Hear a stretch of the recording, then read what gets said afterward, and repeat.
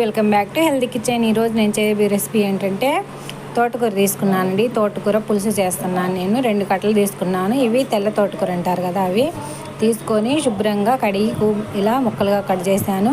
ఇప్పుడు ఎలా చేద్దామో చూద్దాం. గిన్నె పెట్టుకొని ఇలా టమాటా ముక్కలు, 2 టమాటాలు, 2 ఆనియన్ కోసి ఇలా ముక్కలుగా వేసి వాటర్ వేసుకొని మరగనిద్దాం. ఇవి ఉడికిన తర్వాత ప్రాసెస్ చూద్దాం.